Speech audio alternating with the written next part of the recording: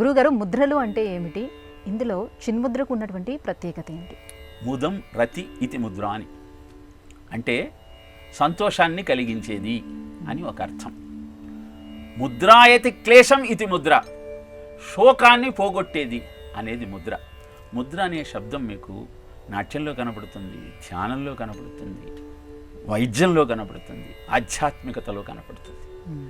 మన చేతి వేళ్ళే మనకు అద్భుతమైన ఆనందాన్ని అందించగలిగిన సాధనాలు.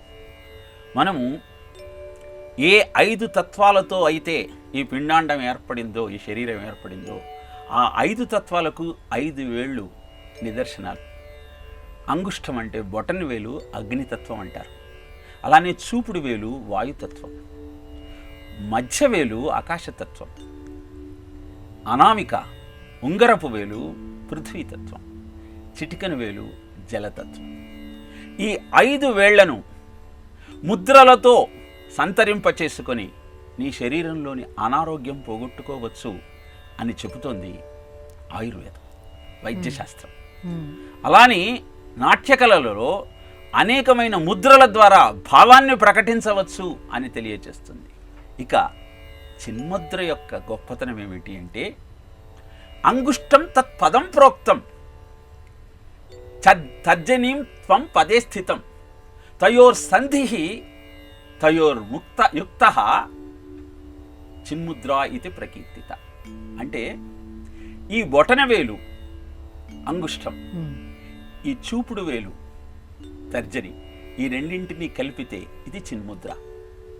బాల్యాదిష్వపి జాగ్రదాదిషు తదా సర్వాస్థవ స్వాస్వపి వ్యావృత్తాస్వను వర్తమానమహమిత్యంత స్ఫురంతం సదా స్వాత్మానం ప్రకటీకరోతి భజతాం యో భద్రయా ముద్రయా తస్మై శ్రీ గురుమూర్తయే నమైదం శ్రీ దక్షిణామూర్తయే అంటారు ఆదిశంకరులు దక్షిణామూర్తి స్తోత్రంలో.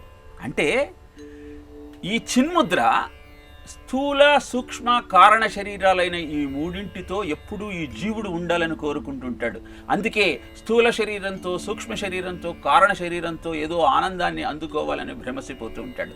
కానీ ఎప్పుడైతే ఈ జీవుణ్ణి వంచి నువ్వు పరమాత్మలో లీనం చేయగలుగుతావో అప్పుడు ఈ స్థూల సూక్ష్మ కారణ శరీరాలకు దూరంగా ఆ పరమాత్మ యొక్క సాయుధ్యంలో జీవితాన్ని గడపగలుగుతావు అని చెప్పటం ఒక అర్థమైతే, ఇక సత్ చిత్ ఆనంద నామ రూపాలు అనేవి ఈ ప్రపంచం యొక్క లక్షణాలు.